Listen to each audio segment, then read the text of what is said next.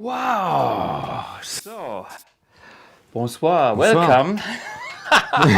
This is episode number 86, and tonight we have a very special guest from the south of France. Yes, that's right. It's Julien Cailleba. And this episode is quite different from all the other episodes. I'm sitting on the other side because he's a lefty. Because I'm special. You are French, and this is why you play the left-hand guitar, and you are so special. And you have a stereo rig. I have mono. Yeah, and it's kind of an episode where we can discuss a lot of things that we usually don't do, because you are a guy that has been touring a lot, playing functional music. Yeah. And to be honest, functional music is something that you probably end up when you have a career as a musician in a way. And if you do your original music, it's fine, but it's hard, to make money, to have a band, and then, even if you have your original music band, sometimes you are invited to a birthday party and you play simply the best. Yeah. Exactly. That's not the worst. No, that's not the worst to play. What is the worst, by the way, to get this out of the way? What is the worst functional song ever? Nosa is maybe, or Waka Waka. Waka Waka. Oh yeah, what is Waka Waka? Is this a French song? Yeah, that hurts. Waka Waka. Yeah. I mean, I know some functional bands that or not bands, songs that I didn't like that much. The audience loves it. I Will Survive, na na na na na. Yeah, no. It's okay. It's one of these songs. But when you have a great singer, it's like it helps. Yeah, it helps a lot though. Having great singers. I tell you, my experience about great singers, especially female singers, when they go for this, they get so excited and they have the high heels and they end up with their high heels in my pedalboard. And, I had performances on stage. It took me 20 seconds and my cable was cut in half by high heels. That happened to me with Michael Jackson style dancer. Like he just broke one of my cables and I had to go back on stage. I was like, really, man? Yeah, I mean, this is the danger of being in a functional band if people get too excited. But first, you are the first French guest here on the Academy of Tone, and I was thinking about, what connects me to France besides, great wine, good food, cheese, and all the cliches, Yeah. I mean, it's true. I think the French know how to do proper. We know what we're doing about that. Yeah, that's for sure. Because all the traveling I've been doing, the only cuisine I liked, except from my hometown, was the Thai. The Thai place. Thai food. Yeah. Went to Indonesia. Mm-hmm. Too spicy for me. Okay. I loved the Moroccan food, but then after a month, I was just fed up eating every day the same tagine and stuff. Okay, yeah. No variation. Then I never got tired of Thai food. Okay. So, every single day, cheap and good. Yeah. Cool. So you've been to several countries playing functional music. In what kind of places? So in Indonesia, my first contract with a band, because my first real contract, I was alone playing acoustic guitar, and the first contract with the band was in Indonesia, 2013 actually. Yeah. New Year's Eve, going to 2014. Yeah, sure. Mm-hmm. And it was an expat club, in Jakarta. I don't know if some guys know this city. There's an area called Kemang. Okay, I just remember this was the place where I had the hottest food ever. Yeah. This was so spicy. I can handle spicy, but this was so spicy I had to cry. Yeah. No spicy, mister. Yeah, it is. Just a little bit hot. Yeah. Okay. Anyway, go on. So yeah, the first one was an expat club Yeah. called Fast Dungeon. I Yeah. remember the name of that. Yeah. Yeah, it was cool. So we played there for a few months with the band to get the band ready to go back to Morocco. At that time I was 19 or 18 or something. So then in Morocco was totally different. It was a Sofitel club. And there was like 3 Sofitel clubs in Morocco. One in Agadir, one in Marrakesh, and then the one in Rabat came out in 2015, Right. I think. Thailand was a water park with boutiques, restaurants, and yeah, a huge lagoon. It was one of the biggest one on the planet. Nice. And Maldives was a private resort. Yeah. So you travel to beautiful places with beautiful people, great bands. I think musicians on that they are really professional. I mean, most of them are. Yeah. It's always exception to the rule. Always. Yeah. But and I can be the exception to someone. I don't know, but you do your thing pretty well. But yeah.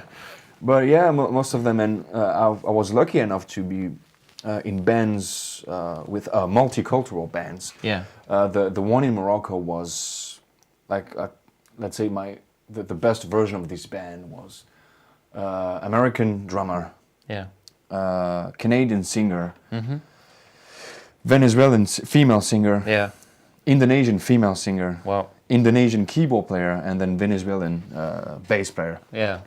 And that band was just crushing, man. Yeah. Yeah, I mean, I've done a little bit of that too, but not as professional as you did. I think it was probably 10 years ago or something like that. And I've been to Morocco as well, to some, whatever, Aliana club. It doesn't cost any money, so I could make a free vacation and play with the band there twice a week only. So this was our deal. And it's pretty good though. Yeah. The thing is, of course, you have to entertain, and you play a certain type of songs that makes people, whatever, dance, entertain. You have to adjust to what, the atmosphere needs. So that's your job. And, the good thing about that is I had it in a way that I was there just for, I think, 10 days or maybe maximum 2 weeks. So I knew, hey, I will survive anyway. Even if it would have been a bit weird, there's always the time where you see where it could end. But for you, it's kind of, you have a contract and you do how many gigs? Well, basically, when you play 11 months a year, you do like 300 shows a year. Wow. Yeah. Those contracts in Morocco started up with 3 months. Then they liked the band and they said, "Do you want to come back for 7 months?" Okay. And we said, "Okay." And then for some reason we split up with this band, and then we created our band with the drummer and the singer from Indonesia. So we put a new band together, and the agent said, "Hey, you know what? We need you for 11 months straight." Wow. And we're like, okay. A full year. And so we played between 5 and 6 nights a week for 11 months straight, without going home, without any, without taking a week off or whatever. It's just straight. Yeah. Wow. And this is, of course, something where you as a player and the whole band gets tons of routine. Yeah. This is like, a tour or just constantly playing like that makes you raise the level, I think. At least it makes you really tight. Yeah. The band was super tight, and since we had time to practice different genre, we were able to play salsa. That's one of the bands I was talking about. So we got the tall guy on the left is the drummer, Mark. Then we got Sandra in the middle, Silky Soul standing up with the mic, the Rita from Indonesia, that was Serge Dion on bass from Canada, Quebec, and then Rido from Indonesia. And this is Sofitel Rabat. I recognize the background. And we used to do those pictures for promotion on the Sofitel website or whatever. And so you get super tight and in many different style of music, and you leave the best and the worst with your teammates. It's like being married, you know. It's like, it's everything is. You spend so much time together, and you have to make that work. I think about them every day. I mean, I haven't seen them in a long time, but they're part of my life and my spirit, because I grew up with them since I was 18 when I met them. So, it's something special. Yeah. It's actually something special. Yeah.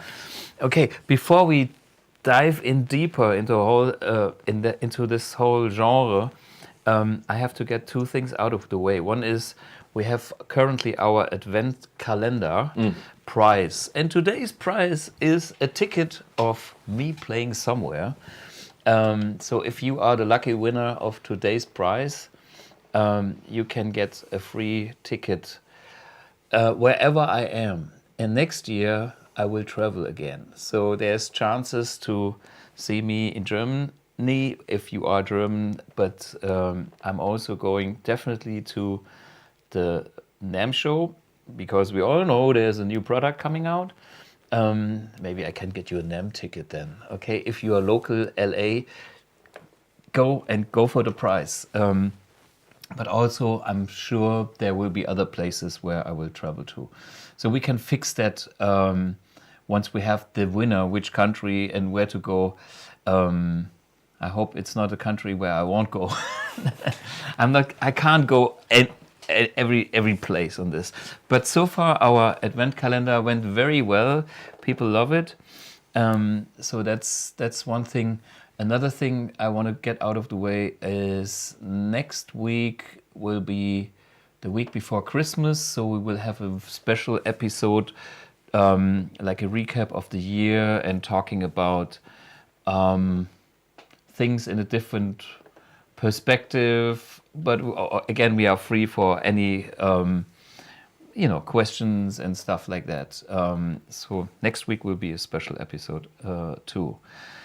And then, just because I have it here on my notes, it's like French, okay. Yeah. Because it's like, which are the German bands you know? Okay, so, that's pretty simple. Scorpions. Okay. Accept. Wait.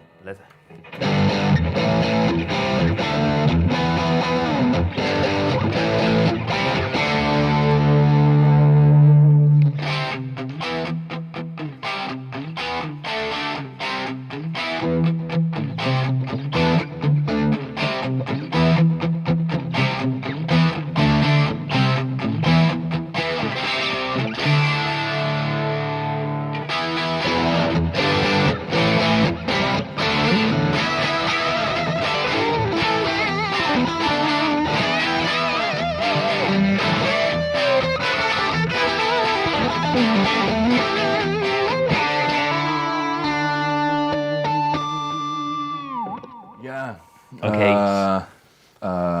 Accept, though. Oh, yeah. Big fan of the Wolf Hoffman. Wolf.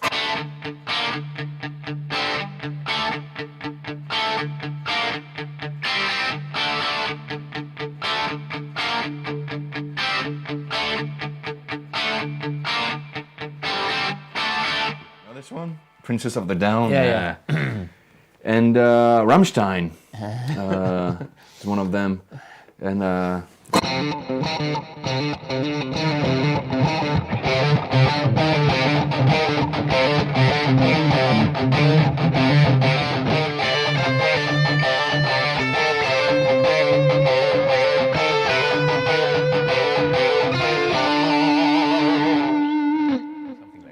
those kind of stuff, yeah. Let me think.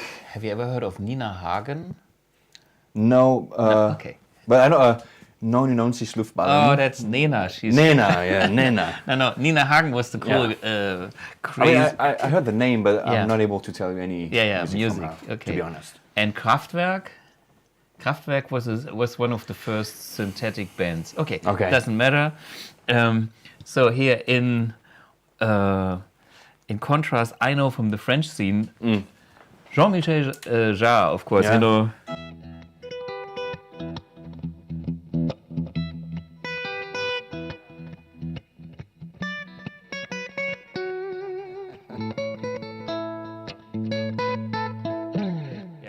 Electronic music, in 80s, right? Oh, even before that, this was very, avant-garde back in probably 80s. Yeah, Oxygen was the album, and I loved it. No guitar, but great tunes, great atmosphere. There's a great show where he plays the laser. Oh yeah. Yeah. And then Daft Punk, you know, which is, and I have a funny Daft Punk story because I'm not that kind of a synthetic guy. I'm a bit more than most people think. They think I'm playing these old vintage guitars and I have nothing to do with synthesizers. But when I grew up being a teenager, kind of in the 80s, keyboards were the hot shit, So I actually played keyboards in a band for half a year to find out it's boring. But this was the hot shit to have a DX7 and some Roland synths and whatever. And so I always had a little, eye on the electronic scene. Yeah.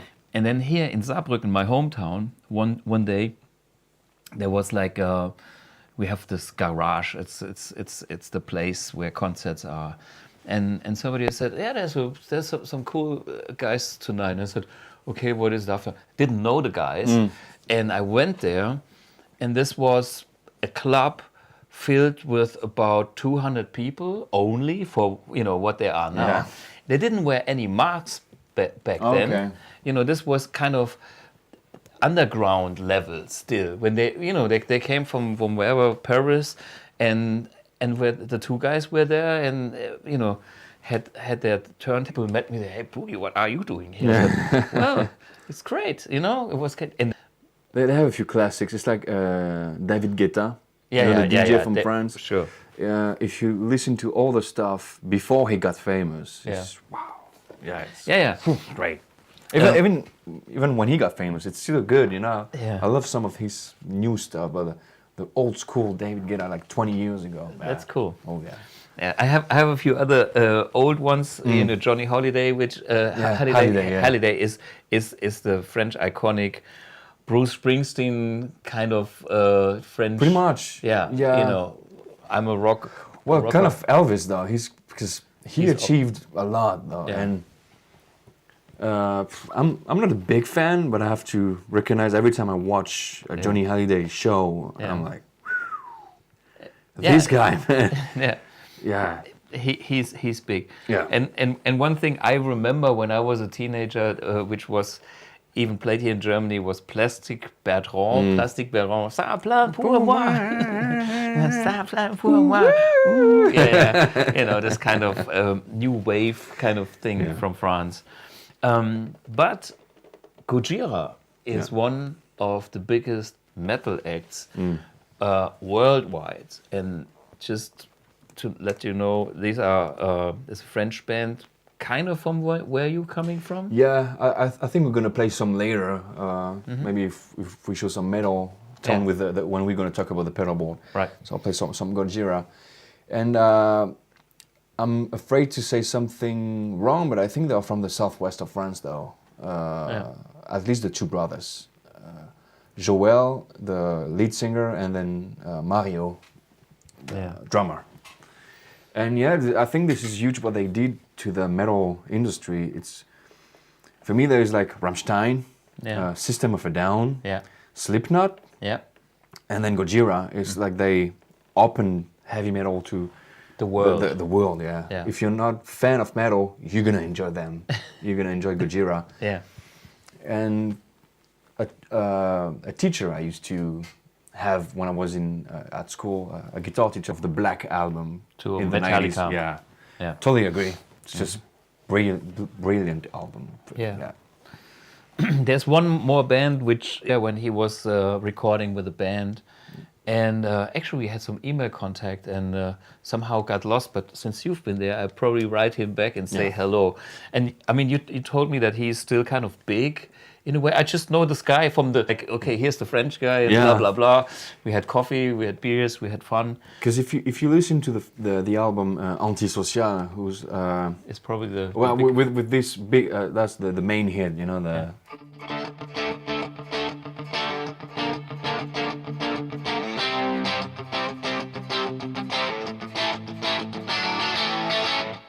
this riff.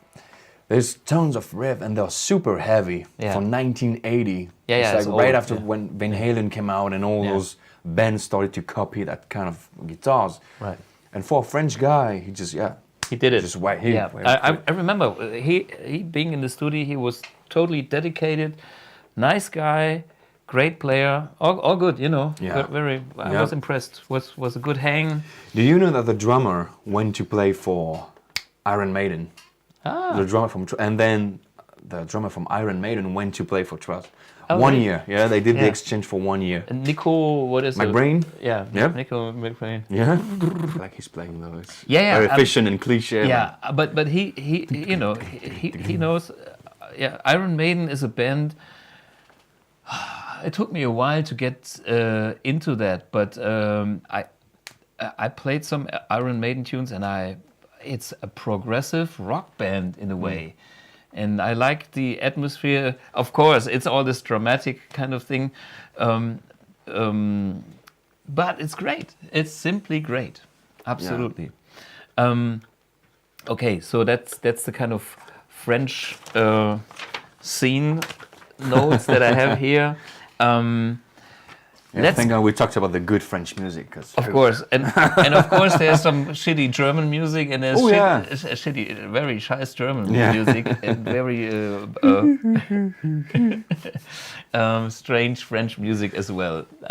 And it's sometimes it's weird to hear songs sung in French that try to be cool international English, you know. It's like environ crémeux camembert. Yeah, it's just even as a French guy. I mean, I'm kind of an exception on that because most of French people love their French music. But every time I hear it, I'm like, oh, come on. It's because of the lyrics. I mean, if the story music, it's also about stories. We shouldn't forget, because we are musicians. We don't care that much about the singers. It's like you know, they give you the story, that they give you the heart and everything. And in the end, that's what ordinary listeners really enjoy. And then, you know, we just do the backing here, and we think, oh, D major, B, you know, that's a cool riff. You know, I like the riff. But anyway, it's so weird. When I look over there, I get confused. It's like what I'm doing here. I'm in a parallel universe. Maybe I saw some comments on the stream about the Dusenberg guitar. Yeah. What model? What is it? So I think it's a 2014 Star Player TV. Yep. So they do make a few models for left-handed players. So there's a Star Player TV, the Paloma, which is like a super strat, a solid body with a humbucker and 2 single coils. Right.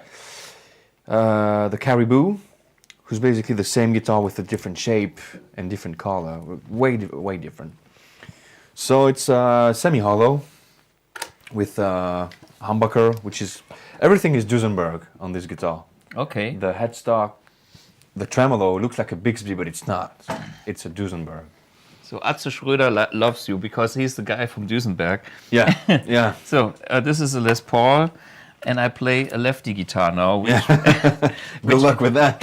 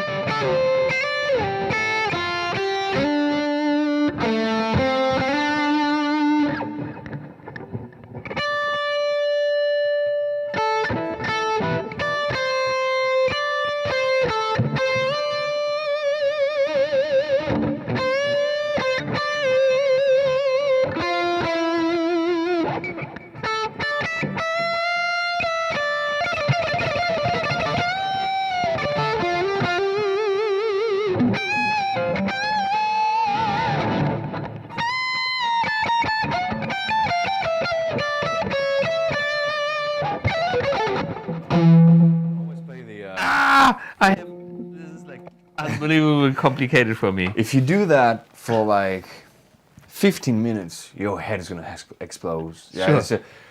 well, that's what I get when I play right-handed guitars. Yeah. When I play the wrong way, I'm like, and then massive headache after 15 minutes or something like that. Yeah. Yeah, I mean, just looking at this, it's weird for me. It's so weird looking at a lefty guitar. Yeah. Well, I'm used to it because most of the players are right-handed, so. Okay, of course. Yeah, Yeah. but for me, it's very rare to see a lefty guitar, and especially to I think I've never been close to a real left-handed guitar player. Oh yeah. So it's like, what is he doing? Yeah. And I've had this guitar since 2015. I think pretty much when I bought the AMP1 though. Okay. Yeah. This is actually AMP1 is a good starting point. Yeah. How did you get connected with the AMP1 at all? I mean, you are in France. France is a different country. In Germany, people know me. In the UK, some people know me. In the States, a few people know me. But in France? So I was performing in Morocco at the time, and I was exchanging messages with another guitar player in Morocco who was Canadian, and we were working for Sofitels together. So basically there was 3 clubs, so 3 bands working for the same agent. Okay. For Sofitel. And it was the end of the contract, and it was a long contract. And I said, hey, how you doing? How's everything going with you? Are you coming back next year? Do you want to continue with Sofitel? And he said, I don't know what he said, yes or no, whatever. And we started talking about the struggle of the amps, we had in Morocco with the Fender, the Jazz Chorus, and when they work, they work. When I went to the club in Morocco, I remember there was a Fender amp, nothing wrong with Fender amps, but it took me 1 minute and the tubes fell off the amp, plump, and this was the end of it. And then I was lucky to have, I don't know, maybe some overdrive pedals with me that I could plug into a jazz chorus or whatever was there. So you are basically fucked. So, well, if you get a jazz chorus, you're lucky. Yeah, maybe you just give an active monitor. Yeah, exactly. And then good luck, have fun, enjoy. So we talked about that, and he said, you know what? Look at this guy, Thomas Blug. He was working for Hughes and Kettner, blah, blah. And I was like, okay, I know this brand. And he said, you should check this out, the AMP1. And I just watched 2 minutes of your presentation video, and I bought it on Thomann. Yeah, it's just with the NANOCAB. Yeah. As soon as I saw the NANOCAB, yeah, that's it, let's go. This is what you need. Yeah. Easy to travel. Yeah. By the way, traveling, you came by airplane. Yeah. And you had a suitcase with a stereo rig. We actually have a full stereo rig here, which we will explain later. But the stereo rig fits into the suitcase. Yeah. Yeah. And so this was a big point for you. Yeah. When I made it, I wanted it to fit into the suitcase, and yeah, no problem at all. It's a bit heavy, but it's just because I put so many things on it. I have the blue boxes also underneath. Yeah. So I have everything. I think it's 11 kilos. I got 2 amps, multi-effects, stereo, the Flanger, 4 stomp boxes, 2 blue boxes, and the power supply. All right. Yeah. Full system. Full system. Wow. So when you started with your first AMP1, what was the setup back then? When I started, so I got the silver edition because the Mercury was not here yet, and I was playing with the NANOCAB and a few pedals, small pedals from Moore. Then I decided to get a BluBOX and then upgrade my pedals. So I bought the Paisley Drive, a few TC Electronic, like the Chorus and whatever. And I was going direct most of the time. And recording out. Either BluBOX or recording out, and then using the NANOCAB as a monitor for myself. Okay, yeah. I never mic'd it. Never mic'd the NANOCAB. And then I was like, okay, I want to sound like my heroes on stage, you know, like those big guys. And I was like, oh, they play stereo. They play sometimes wet, dry, wet. Yeah. I'm like, hey, I could do that. Sure. It's so light and easy. And then I didn't know anything about how to play stereo. And I realized my TC Electronics they had stereo inputs, and I tried, okay. And I figured it out, how to do it. And here we are now. I decided to get a second AMP1 and put this together. Great. Before we go into the pedalboard, I see a question about a guitar. Is a Grand Vintage Humbucker and a P90 style pickup. Does the semi-hollow make a lot of feedback at high volume? No. So this is quite... I was playing... So I'm going to be honest. I was playing with the AMP1 on 4, sometimes 5 on stage with the NANOCAB. And the highest gain I had was basically...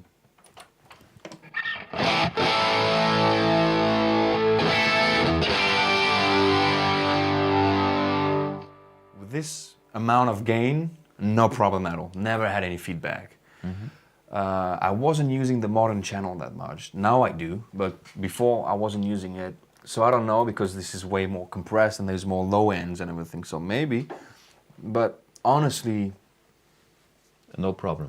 Yeah, I just had it at home when I was pushing everything to the limits. Yeah. But if you want to get something like that, I know this model is fine with a fair amount of gain. Okay. The fuller tone is like this real hollow body that is way larger. That I'm not sure about though. Yeah, and I mean arch tops like jazz guitars, because they have a different construction. The arch tops, you know, they have super lightweight tops to be resonant. And of course those guitars are not designed to be played at high volume, plus they are not designed to be played with gain.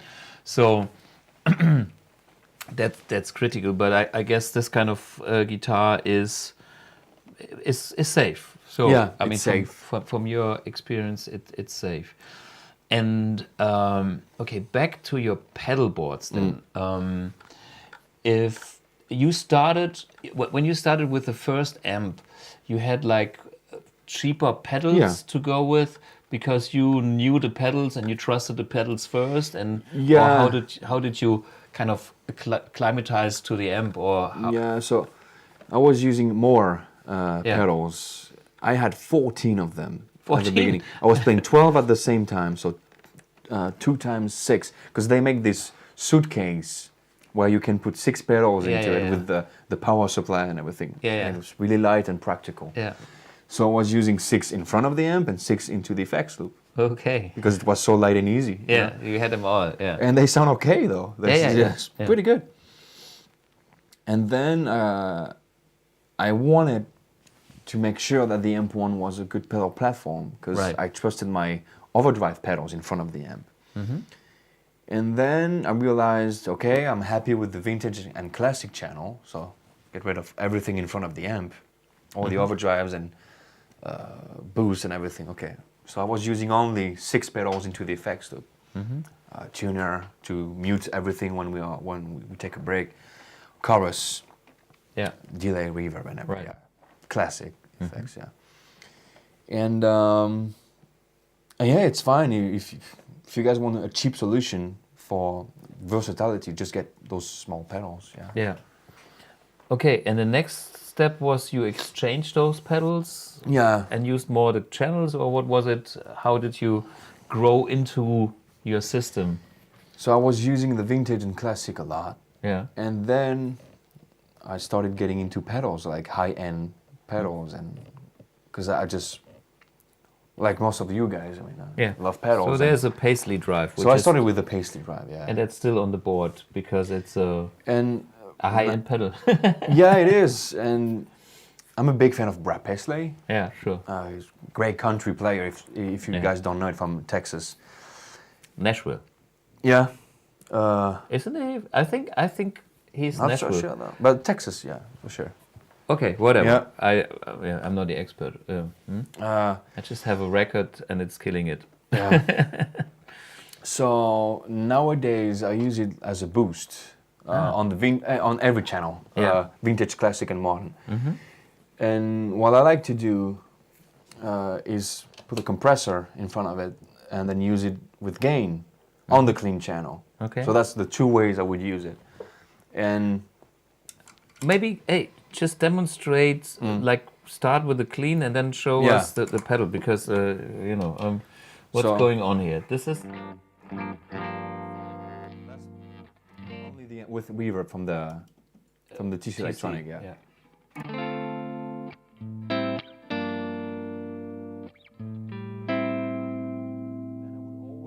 I would always play with compressor.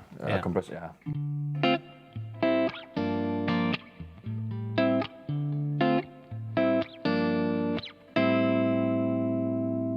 That's my basic clean tone. Yeah.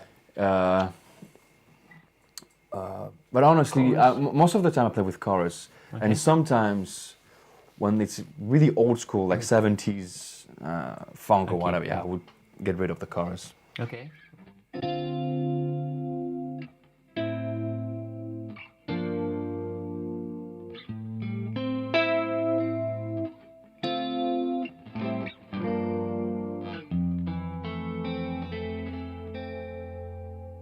So, ladies and gentlemen, this is a stereo setup here with a stereo chorus. We are sitting behind two very small monitor speakers here, but I can tell you this is something very enjoyable. I have to admit, this is a great sound. Yeah, and you can, can get those cliche, tone.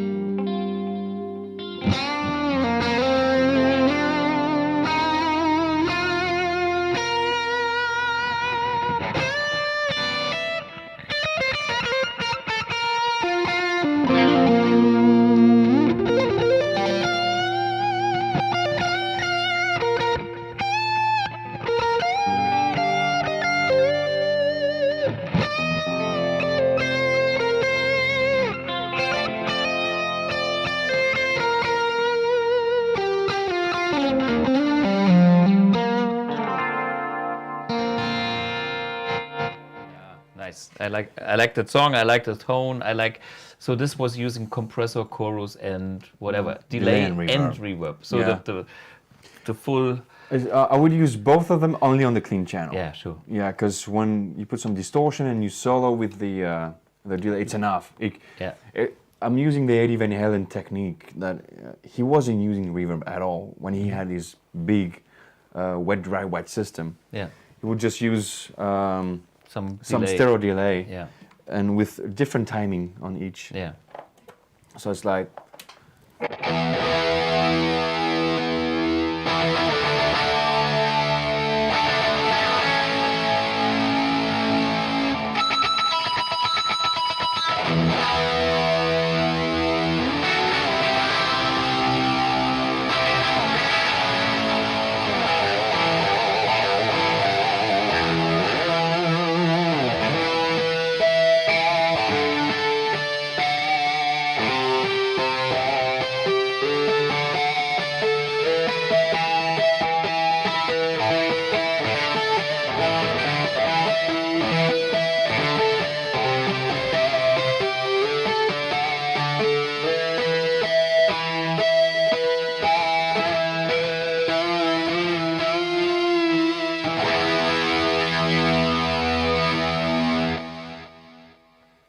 And it feels like there's some reverb on it. Yeah, but there's no. Yeah, there's no reverb. Yeah, yeah. The delay makes the spread too. Yeah, it's cool. Back to the Paisley drive. Maybe. Yeah. I stopped you there. Sorry. So, I'm a big fan of Tom Quayle. Yeah. Not pretending that I can play like him, though. Nobody can. Nobody can play like Tom. But I tell you, I played Tom Quayle, and Tom is killer, but he told me nobody can play like me because I got a tone, like one note, Yeah. and he plays 20 notes. But I mean, we love each other. Yeah. Everybody is doing his own thing. Great. Yeah. And so I get those very mid-rangey fusion distortions or overdrives, because he's using actually the pastry drive on his signature pedal. It's the Euphoria, which is more like a transparent overdrive, and then on top of that he would put the pastry drive, who's like a tube screamer, reduces the bass and increases the focuses some the mids. medium. Yeah. And then it gives you with the compressor some fusion tone.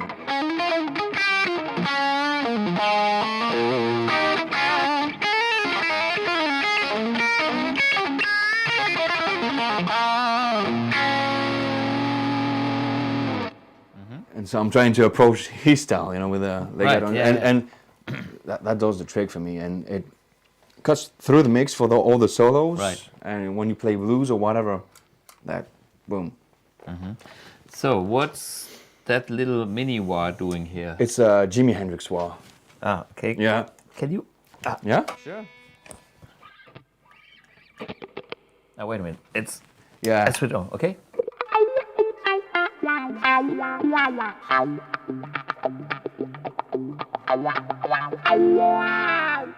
Cool.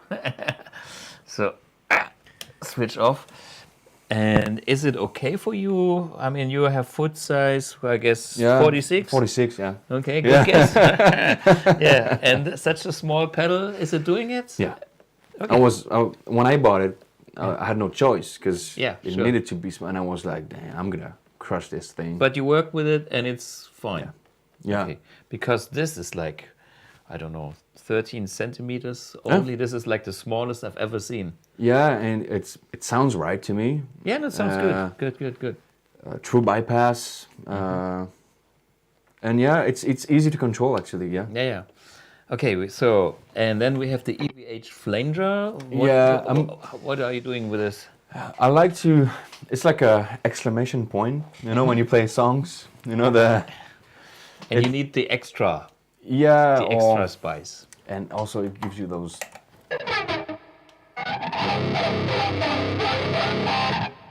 When you wanna chug, you know, it's nice.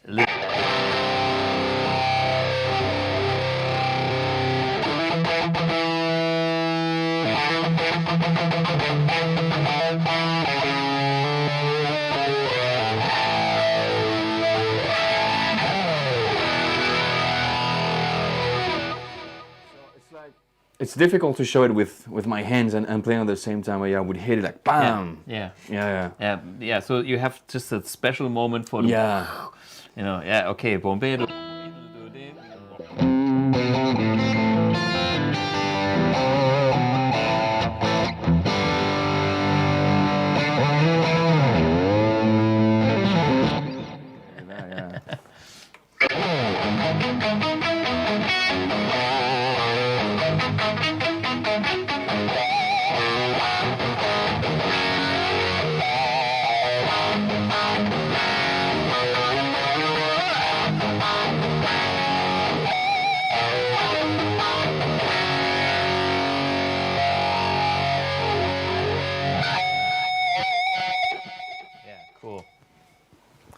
Yeah, and that was the drop pedal.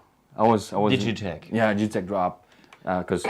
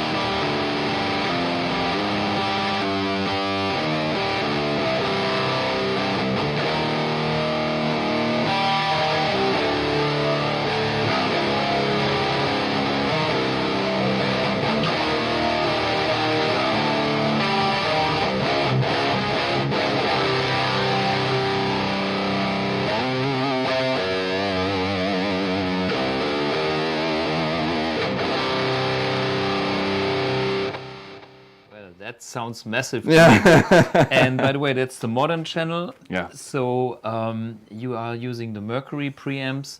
Yeah. Yeah, modern is also used Well, quite a lot from honestly, I use it for everything. If I want to play some Van Halen stuff, if I want to play some Whitesnake, if I want to play even some AC/DC, it sounds fine though. For your guitar, Yeah. nice match, yeah. I use all the channels, but the modern channel is just, it's the Guitar Hero mode, you know, when you... You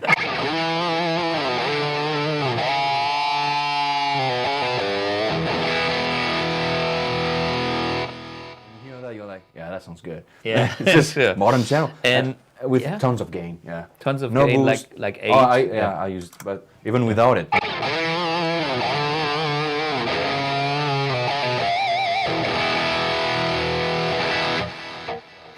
Just the modern. And you said the tone control is kind of in the middle. Is this what you're doing? I think so. Yeah. Let me check. I don't even remember on this one. Yeah, this is a little bit more 2 o'clock. A bit brighter. And what's the tone? Classic is in the middle and clean is in the middle. Just to see that. You had this one nice woody clean tone. Talking about, you played that whatever Queen song with this. I love that so much when you did the sound check. What's that?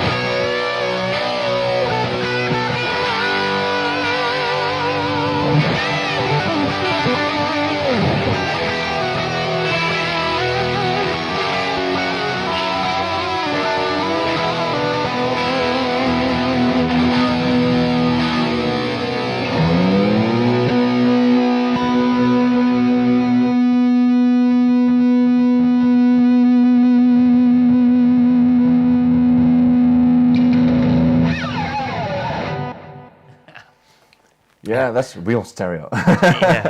No, I like that tone because it has, that's something I don't get from my Strat in this kind of quality, because this is something about humbuckers and whatever. It has this woodiness but still transparency. Gretches do it a bit, and yeah, and the P90 though. P90. This P90, I think Dusenberg only has one model of P90s. It's because it's just right.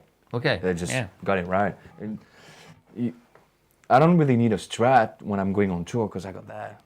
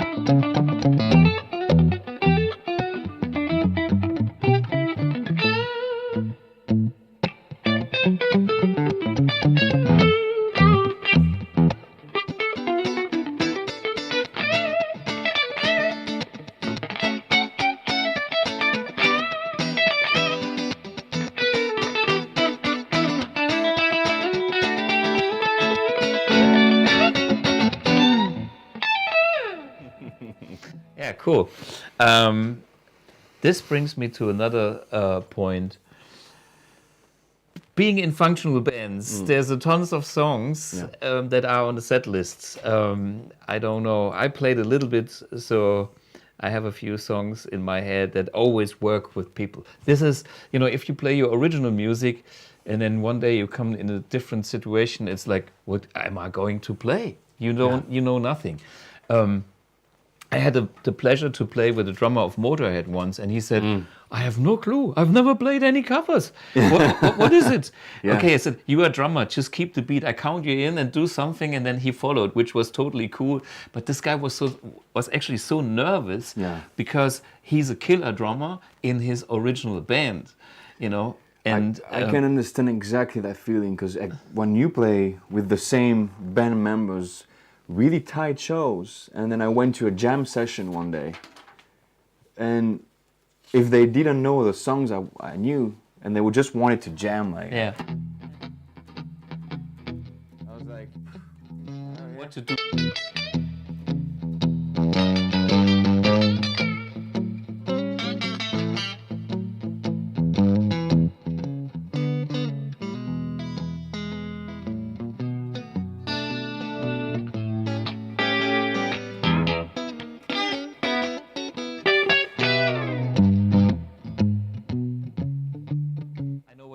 It can be super boring, but so this is good. Why it's great to have a little repertoire, French word, of classics, And here is a set list that I played a couple of years ago, which is 1920. Wait a minute, 20, another 13 songs, which makes 33, and then there's another reserve. It's about 40 songs that I was playing on a New Year's Eve gig. So it's a New Year's. Yeah, we would play 30 songs a night on regular nights, and then So for me, what's always on the list? Wait a minute. It's stuff like Superstitious.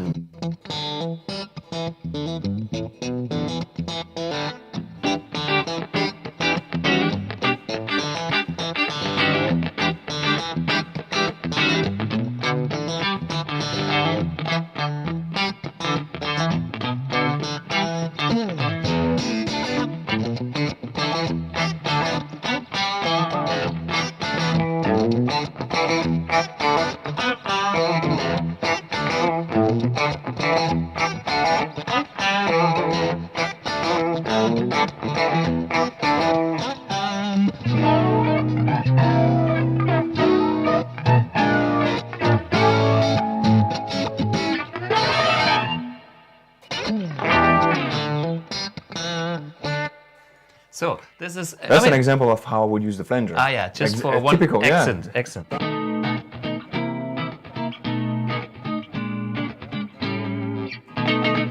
On this part. So it gets out of the mix. It's wow, we're changing something. But see guys, this is something... We never played that song before. We just know it, and we can, that's like a jazz band. Standard, it's a standard. They know standards, and they jam. It's a song that you simply know, and that's Easy Lover. 1, 2, 3, E, F.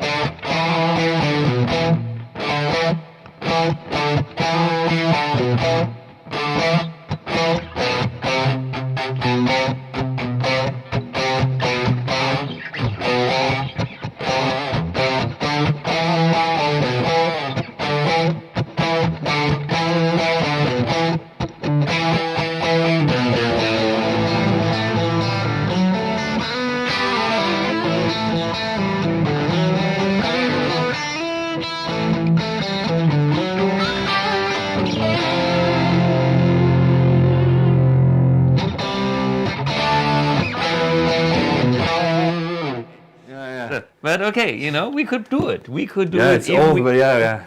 What else is under I this? love this one. Crazy. Maybe I'm crazy.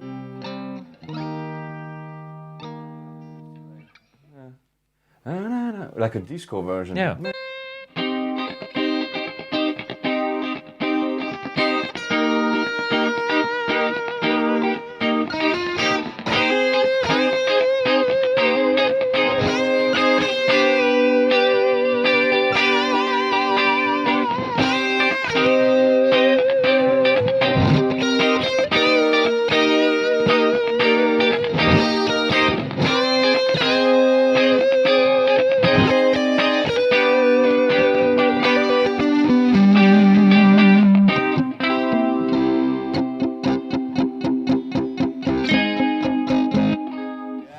All there. You go okay. to major. Yeah. I mean, But this is the thing. You have to know a few things, and you have to know. Oh, there's something about major, and then it all comes back. Yeah, exactly. That's important.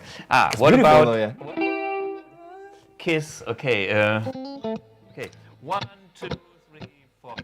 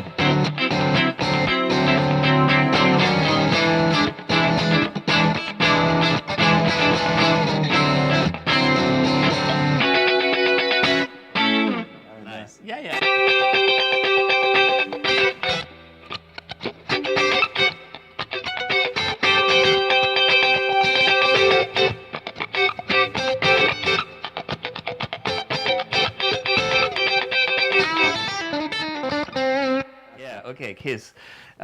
Great one. Long Train Running, everybody knows it. What key? G? G.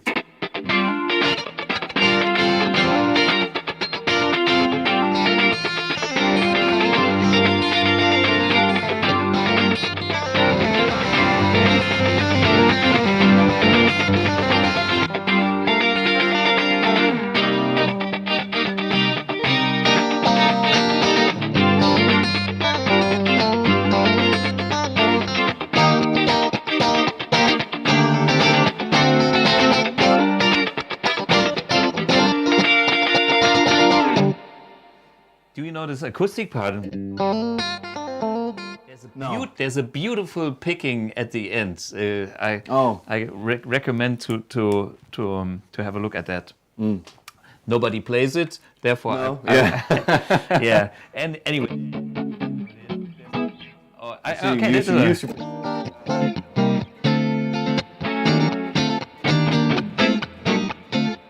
I think original is.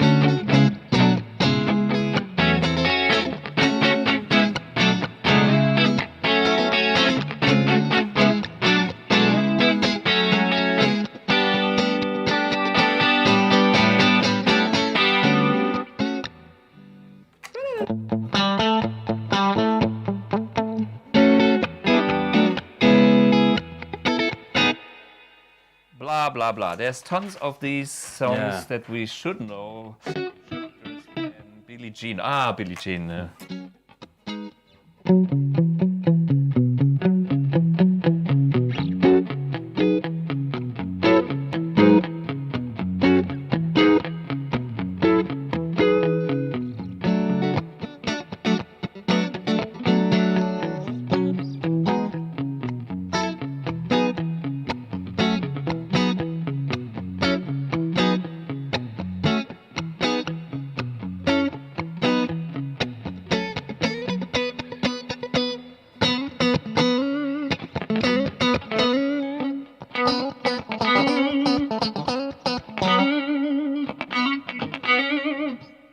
such a uptown funk song to Rebel Yell, you know.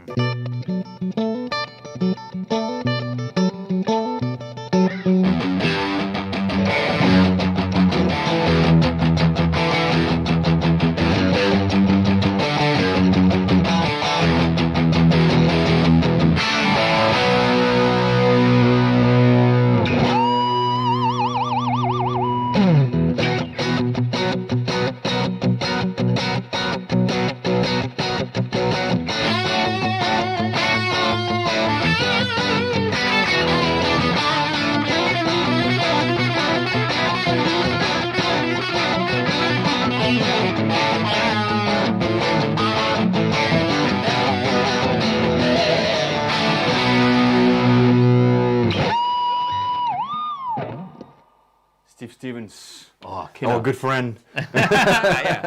Say hi to our good friend Steve Stevens. Anyway, there's U2 songs all right now, AC/DC, Hendrix, and them all. So there's tons of songs that became standard over the years. Yeah. And it's like, hey, we meet here, you played with international people somewhere on the planet, and you could use those songs. You know, I'm here in Germany, play with other people.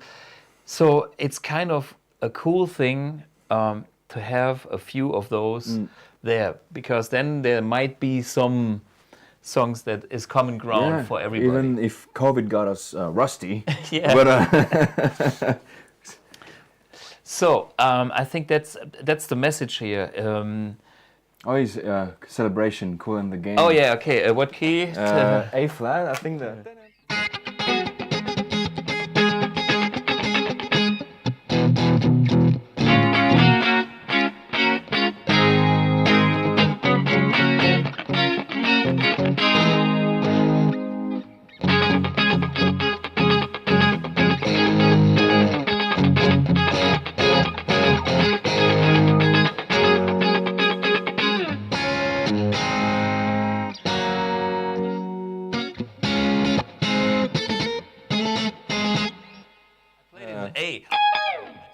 Because we play, when we play that thing, I do mashups, and that song is the same like Highway to Hell.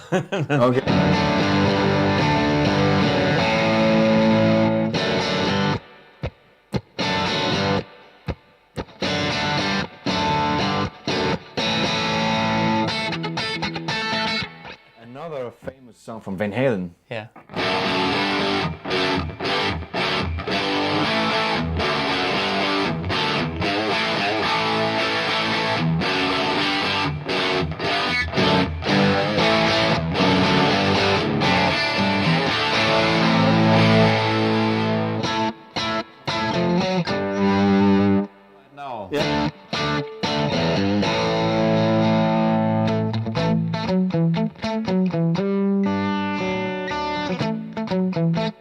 So you don't know, but I play with my Rock Anarchy. The concept is we go on stage, we have a few songs that we always play, and the rest is whatever comes to mind. And these songs all appear when it feels right, you know? Yeah. And sometimes people start to dance, and then we even as a rock band, we play, you know, whatever, some funky stuff in a rock version. And sometimes we mix up totally weird shit, and I go into movie, but keep the ball rolling, and that's the good thing to have such a repertoire. Cool. What is, so that's about a song. Do we have any questions here, guys? The show must go on, yeah, that's what we played earlier. Good times, good times. They recognize us. I mean, we play them well. They recognize that shit. Okay, Seal has some Kiss from a Rose is a nice one. Celebrate Cool Again. The language of music. The language. Okay, in general. That's the standards, because we know the standards is kind of the language of music. That's in a way. Right. Yeah. Pooh Ninja says only 8 notes for all to share, and the other notes. And the other notes are just one apart from the right note. Yeah. So whenever you play a note which is not the right one, the next note will fit. Yeah, will fit. You can find something. You can make it fit. Okay. The thing here for me today is this pedalboard that I heard which is a stereo pedalboard. I'm really enjoying that sound here. I'm at least where I'm sitting. I have to watch the stream afterwards because the stream always sounds a bit different from what we have here in the studio. But here in the room sounds killer.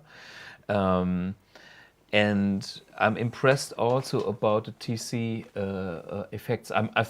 It's the standard effects that I have, but they just put it in one box. Yeah, because I was pretty happy with the pedal versions of each effects. Hall of Fame. Yeah, flashback delay and the chorus, the John Petrucci chorus. Corona or what? So his is the Dreamscape, but it's based off the Corona. He just added a few, a Flanger and the Univibe, I think, mode on it, and the tone prints stuff. But it's just.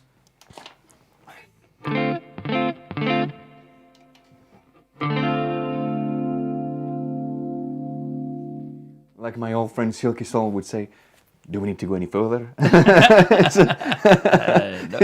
He would say that. What's up with that? He would say stuff like that all the time, catchy phrases. Yeah.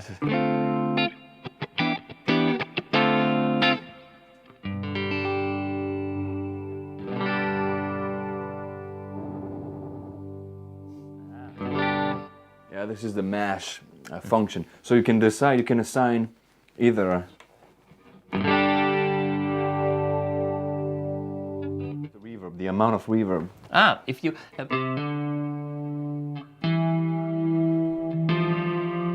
Pressing it harder.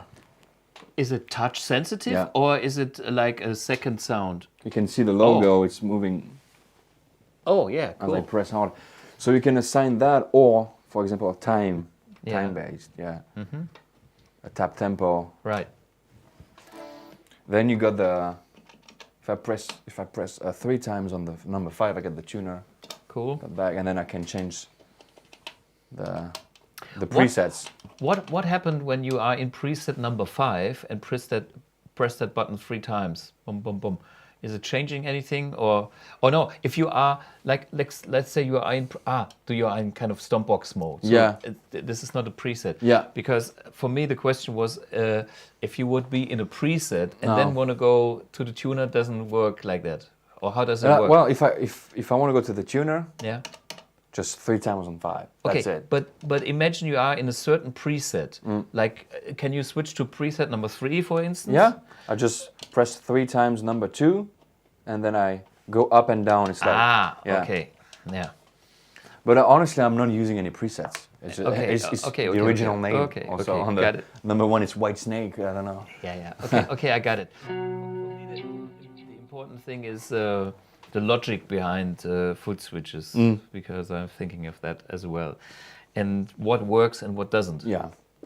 What can be memorized easily? What is practical? And it works with MIDI.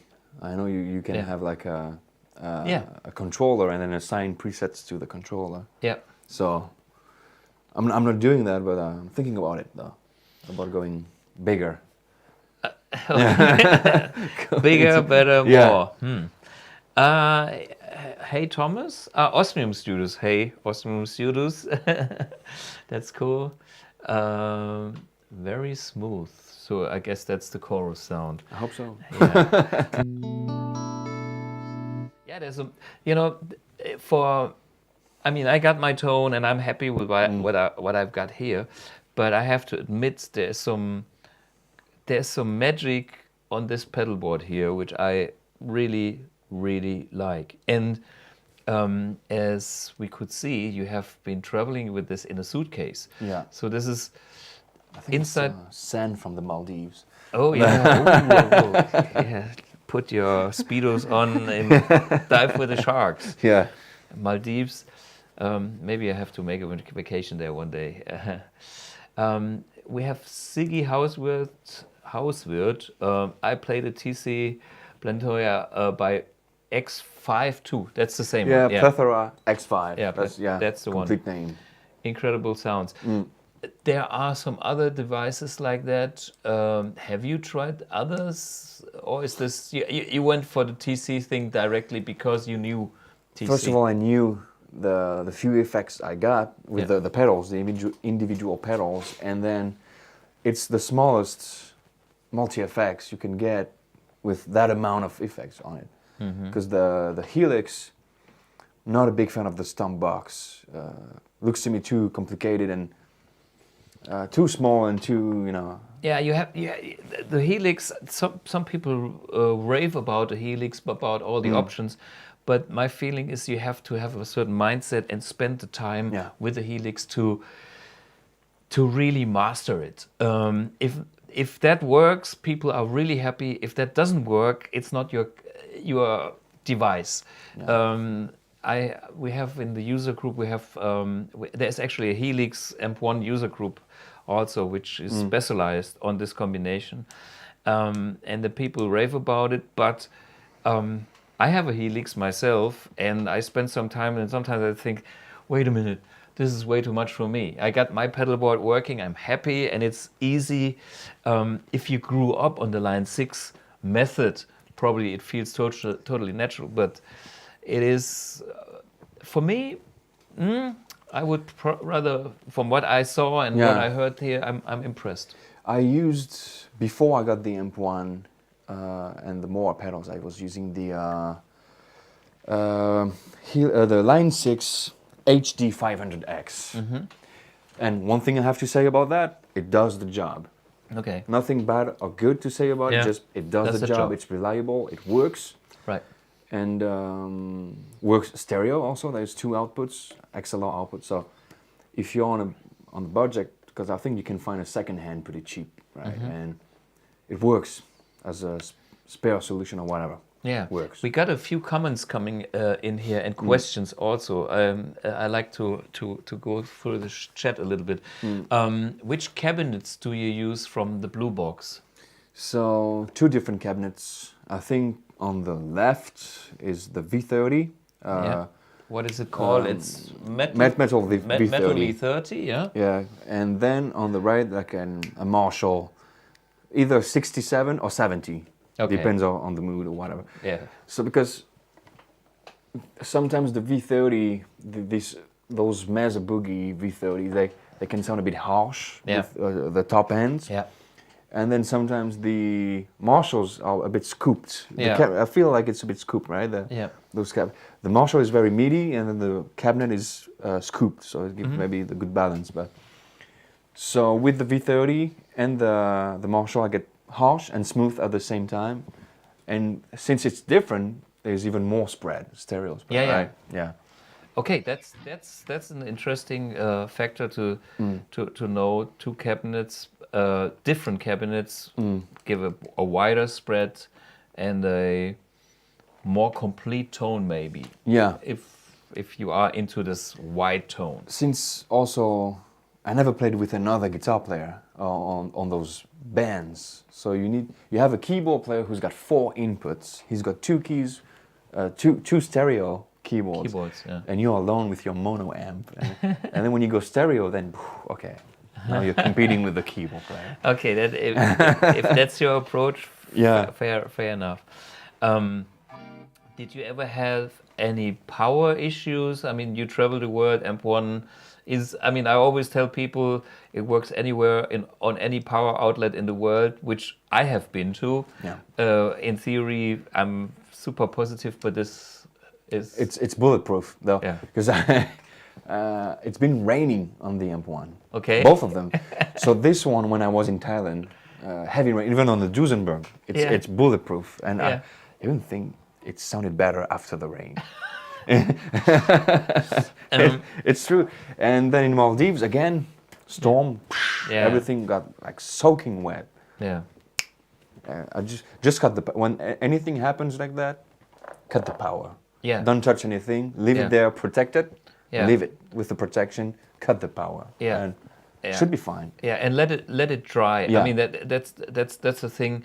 You don't have to do weird things and put it in the oven. Just keep it at a dry place in your room and let it dry for a day or 2, and then it works again. This stuff is pretty solid. It's solid. Okay, Jason Carter asked, Jusen, are you using a Harley Benton spaceship pedalboard? Yeah.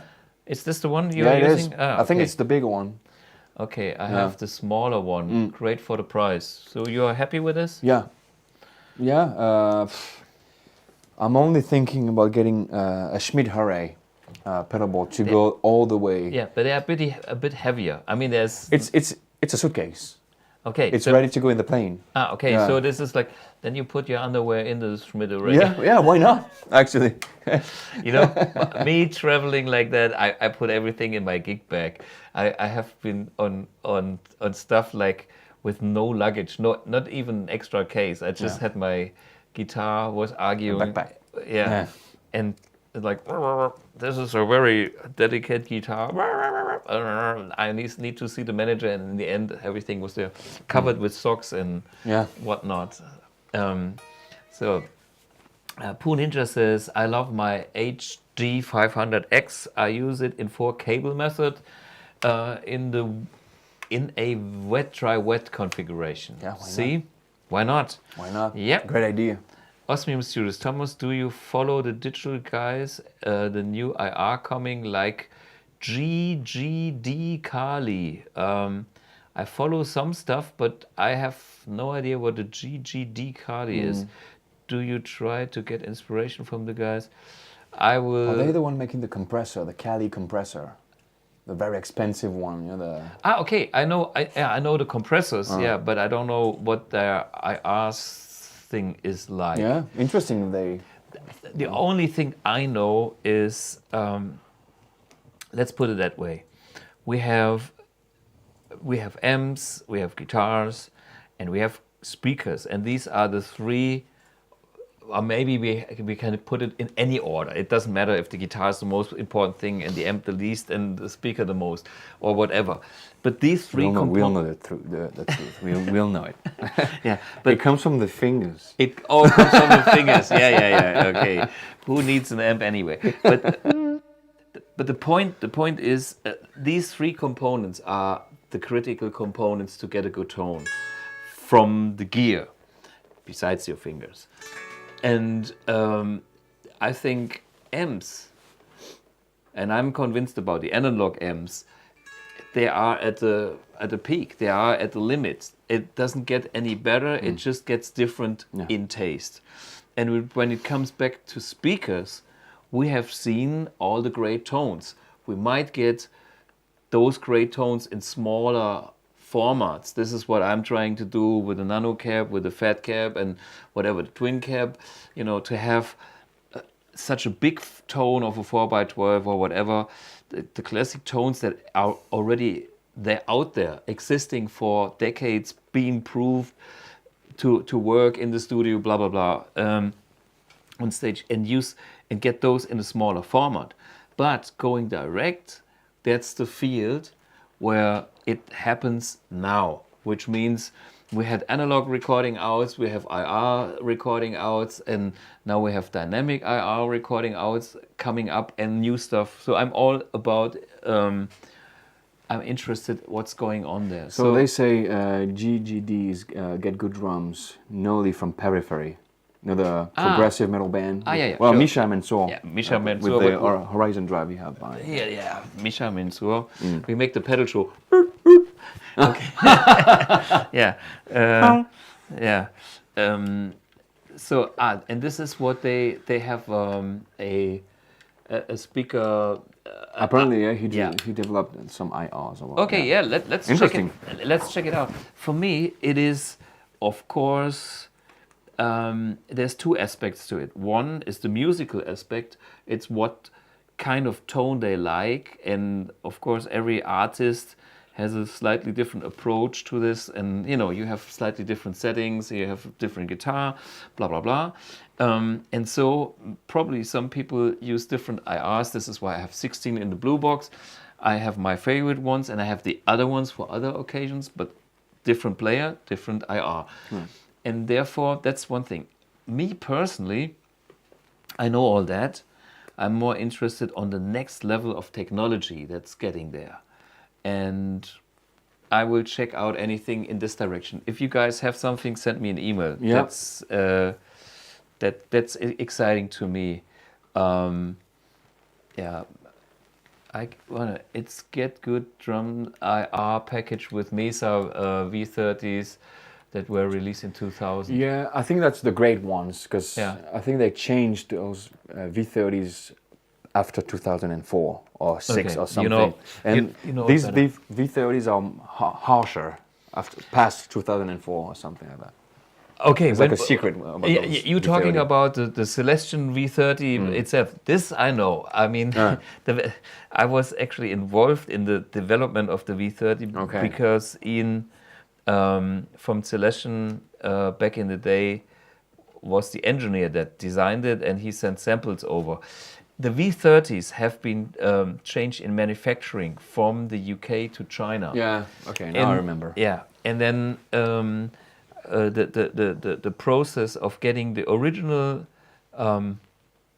tools to China and using the original cones and everything original, but just having it produced in China changed the tone. Yeah. And in the end, they found out humidity is one factor, but there were more factors. And it was, I'm a big fan of the greenbacks. The greenbacks from China never sounded right. Sorry, it's anything made in the UK, greenbacks, I love it. Anything, I mean, just generalizing, but it's actually, it's a different level. Maybe it's British shit and weather. And by the way, you can tell that there's some red glue on the Spider. And when the red glue is kind of not even, the Chinese production is spot on perfect, like round, like a circle, perfect. And the English is like all over the place, but they sound cooler. Maybe whatever, but this is how I can tell. I turn the speaker around, I look at the Spider. If it's a yellow Spider, if I see the red glue, and it's kind of not straight, English, good sound. Straight, shit sound. Greenbacks. V30s, the China one was much better than the greenback, but still I prefer the English ones. Yeah. So this is my opinion. No, I'm just a big fan of your speaker. Well, I'm inspired by good Celestion speakers. Exactly. I mean, to me, the solution is right there. yeah. I mean, I just took what I like and tried it and maxed it out in a certain way and into my taste and to my cabinets. Because when you take like a NANOCAB, which you use, the housing is so small. You can put a V30 in that housing, that works. But somehow the mid-range of the V30 in that housing is too much. So I'm looking for a speaker that kind of sounds like maybe a V30 in a bigger housing, but just have my speaker tuned to that housing to get to kind of that kind of sound, you know. So that therefore my speakers are always tuned to my cabinets. Yeah, it's not the same in the fat cab. And no, yeah, exactly. It's a different speaker in Makes every sense. Acoustic, in every cabin, because when you go that small, you have to work on it to max it out. Hey, we have more questions coming in. What is it? Oh God. I'm currently in a rabbit hole of mixing speaker types in the same cabinet after watching too many gear videos and hearing player say that it wasn't their cabs so much as it was in them. Okay, I know what you're talking about because, you know, I have my cabinets and I tried literally all my speakers or different speakers in my cabinets. And, you know, if you take a G1265 versus a Vintage 30 versus a greenback versus a creamback versus a redback versus, I'm just talking Celestion now. Every speaker in that cabinet gives you, I think, a huge difference. The cabinet itself builds a resonance platform because it has a effect which maybe resonates better at certain effects, and then the speaker frequency curve and the behavior of the speaker, that makes the character in combination. And that combination might be magic for you or shit for you. And the designing speakers is as crucial as designing guitars in a way. Some people don't believe that. It's like, oh, any speaker will do. No. Well, if you want to get to the real level, I mean, any guitar will do. I have several guitars, but, if I want to be on top of what I can do, I have that guitar. And therefore, I also have my best speaker. Yep. That's my instrument. And Eddie Van Halen was the same. And, basically, most guitar players are like that. And if you go through that phase of having all different kind of speakers, my advice is experiment, keep on experimenting, and then get some practical use with it, and then you make a decision. And after this, you close that book again. Yeah. Because it's a rabbit hole, like you're writing. It can be endless. That's why I'm not going into it. That's for sure. Yeah, that's why I'm for not all the reasons you described. Yeah. Yep. It's like why I'm not a jazz player, because I can open it and it's like, man, now we play at the altered scale. I can do this, and I can do this approach and that approach and another approach and substitute of the substitute. I got my territory where I feel home. I know what my taste is, what my tone should be, and I try to make music with that and expand this within my boundaries. And if you are in that kind of situation, go for it, but then reduce it again. Mm-hmm. Otherwise, you go crazy. It's just, it is dangerous because I've been there too. Oh man, now we have questions. Thomas, do you think that after AMP-X it is worth to do R&D on cabinets and speakers and do more products there? Yes, it's always worth to do it. And by the way, I'm doing that currently as well in parallel, because some things take a lot of time and it's interesting to see where you can go. I'm still super happy with the cabinets as they are, but I'm always looking for the next level. And I'm testing stuff, and I'm talking to other friends, players, so there's always something going on. I'm not sure if we see some result in a year, in half a year, not half a year, but in the near future or in 3 years, or if it doesn't work out what I have in mind, maybe never. Yeah. But it's something, I'm constantly doing something on speakers as well. Gravitational manipulation of gases is the next step in audio reproduction. Manipulation of gases is the next step in audio reproduction. That's deep shit. Maybe that's true, but I stick with a good old speaker with a paper membrane. I do have electrostatic speakers upstairs in my studio, which is a different principle. This gentleman will understand, Poo Ninja. Because what is an electrostatic speaker? It is a foil that is with high voltage. It's charged like static, and it's like a square meter, and it doesn't move. It just has a few millimeters of moving the air particles. So it's super fast. It's a killer tone for hi-fi, especially for classical music. It doesn't give you a disco bass drum because it simply can't punch it that much as a classic speaker. The efficiency is somehow different. But I know there are different principles. Interesting. I had ideas that are weird. Get guitar cases, flip them, make this a speaker. Why not? Size of 2x12. Yeah. And But you know, that's crazy bullshit. Maybe I'm doing it. Maybe somebody else will do it. But interesting things with the gases. I have no.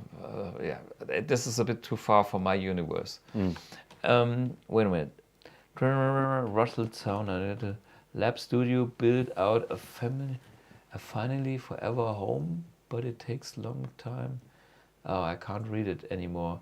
I'm founded by doing it myself, so it's a slog. Wait a minute. Somehow I don't get it. It's too complicated. Do you have suggestions for single coil pickup maker? Oh, yeah, single coil pickup maker. I'm sorry, I'm biased because I'm working with Andreas Kloppmann for 30 years or whatever. That's my friend when it comes to single coils. I tortured him and he tortures himself, and the results I like. Okay, Russell. Got some nice wood recently, going to try build my own cabinet. Yes, Randy Smith says that. Actually, wood does have an influence. Some people doubt it on guitars, some people doubt it on cabinets, but I'm totally convinced that wood has a big influence on it. It's also, what are we talking about? What kind of music? Yeah. There's a great video with Glenn and Glenn Fricker. Yeah, on his channel, and he shows that in metal, tone wood makes very little difference. Sure, because all the overtones come from distortion. Yeah. The guitar needs to have a signal that is precise, that is rich in energy, and this gets into overdrive, and the overdrive creates the overtones. The tone stack and the speaker does the filtering. Yeah. So the amount of overtones and character is coming from the distortion and the filtering and the cabinet more than from the instrument. Me being a blues clean player, it comes from the wood. Yes. More than that. I agree on that. For me, in metal, it's the speaker. Yeah. It's and the wood is only a certain percentage. Yeah. But the balance is more towards the speaker, and in the vintage world it's both. But if there's no good wood, forget it. Interesting point. Yeah. For clean tone, wood. Yeah. It's like you said, like you can feel it.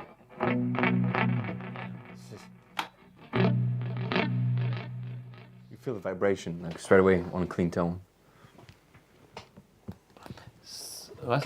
Buy up some old cabs that are classics but really bad shape for cheap, so I can tear them apart and look inside. Yeah, okay. Hey, all that stuff is cool. Going to try a Thiele style cab on my build. Yes, I've done that too, and this is what a fat cab is basically. It started with the good old Mesa Electro Voice design, Thiele small parameters.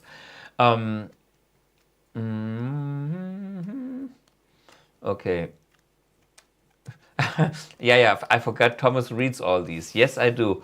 If I don't read them now, I read them later when I have time.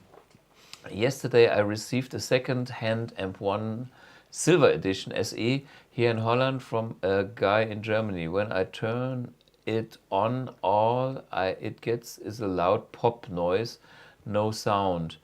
Also not via headphone, and I hooked it up correctly. Okay, the pop noise is the protection circuit, but it looks like the power amp is faulty, so you should get service. The first thing is, if you bought this amp from a guy in Germany and he told you that the amp is working, he is cheating. I mean, if he sells you an amp, it should be working, unless he would say it's a faulty amp. So, okay, now you have a shitty situation. Talk to the guy, tell him what time it is. If you buy a car and if the engine doesn't work, it's not working, and I think that's a clear case. In that case, same thing. If the amp is not working, it is faulty. how to first deal with the guy, get a better price. You can get it repaired. 2 versions for you guys. So you live in the Netherlands. We have Guitar Biz. Ruud Albers is Albers. Yeah, I think is his is the name. And Guitar Biz. I think double A and R. Very very Dutch. And let me see if I have an email. Ruud. Here's Ruud. I only have a telephone number. Guitar Biz. So they do repairs for BluGuitar, or you can write to service@bluguitar.com and we can help you. But first, talk to the guy who sold you the amp and make a fair deal. Whatever That's not it is. cool. Yeah, that's not cool. I mean, if he would write it's a faulty amp, then that's a different thing than selling you a defective unit.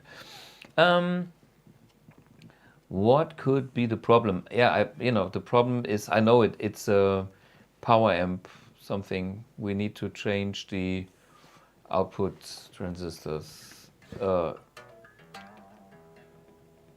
Guy says it was einwandfrei. Yeah, blah blah blah. He can say everything, but it's like he cannot prove. And if you didn't damage it, because so this is my statement here. The amp has a protection circuit. If you switch it on, it's very rare that you killed it. Cable's good, yes, of course. Yeah, I mean, you have totally to check every parameter, all your cables and stuff, to make double sure it's not user faulty. This would be, sometimes it's hilarious. It's You're selling some shit, man. Yeah, and then it's a shitty cable. Yeah. That, but please double check, and that's the way how to deal with it. Could you tell us, Osmar, what is the failure rate of AMP1? Yes, I can tell you honestly. I have to look up the numbers, but the thing is, the AMP1 has been improved since day one. So on the first 15 manufacturing dates, there's more faulties than on the later ones. And we all know that we had some issues with the side controls, but that's all fixed. And all the old amps that we have seen, when we get one in, we change that and it's repaired. By now, the AMP1 is such a low failure rate. It's unbelievable. The Mercury edition, if I get some from the box, I trust them as much as my Stratocaster, because how many gigs I play tomorrow, I play Saturday, I played last Saturday, I play. I always have the same end on my pedalboard, and it is in the trunk, and we drive somewhere and we pack it up again, and it's blah blah blah. Hey, how many gigs did I play with that amp? I have no idea. Hundreds. Yeah. And I played like more than 1,000 with the silver one. yeah, and it's super reliable, and the failure rate is so low, especially if you compare it to the good old tube amps. Come on. I mean, I had so many. I still have. They really need maintenance a lot more, and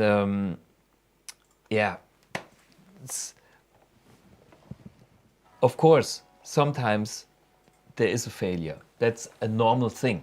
Nothing, you can kill it, and the first production run had a little issue with the power amp, sure, but this once it's like that. If they work forever. And now with the Mercury edition, it's like kind of almost, you cannot kill it. It is now, it's like with all the the good old Mercedes-Benz, when they started it, were simple cars, and then they had a certain range of cars that were kind of used by all the taxi drivers in Morocco or whatever, and they still they still use them. Yeah, 1 million kilometers. Yeah. And this is what I had in mind when we do an AMP1. Of course we have to improve a little bit, but one day this thing is unkillable. I mean, because I know what's going inside, and if we have everything at the right BAM, it is the most reliable product because the parts and the components allow it. We had some fuck-ups with the custom controls, but this is all history. I guess I will have to sell my 5150 and buy iridium. Yeah. Well, you don't have to sell it. But first of all, you don't have to. Look at my tube amps. They are still here, but they are not used anymore. I mean, if you need the money, sell it. But the point is, I trust my AMP1 now more than any other amp I have in my possession. And there are some amps that I really gigged with a lot, especially this. The Thomas. This one and the Thomas amp has been out a lot, and my Triamp. But by now I don't even think about it anymore. It's like it's a no-brainer. This amp works. Yeah. And I was shocked the other day when I had no sound, but it was corrosion on the cabinet. Yeah. It's like the speaker cable again, no sound. Okay, and then amp kaputt. What's wrong? And then because Anyway, so I think it's time. Oh yeah, we had the 2 hours show. Another great episode today with a very special guest from the south of France, and Julien is. I learned something from your pedalboard, and I enjoyed sharing, your background information on the functional bands and stuff. We had a great hang, and we will probably have one more tonight. And then tomorrow we'll bring you back to the plane with your suitcase. And travel light, travel safe. That's cool. So thanks so much for being here. Well, thank you for bringing me here. I had a good time. And we have some more German beer because this is what we can offer. Okay, cheers, guys. And next week we'll have a special recaps Christmas episode with Rich. I think he's there. You want to do one last jam? Whatever. Go ahead. What is? I'm gonna the Lydian mode. I really like another.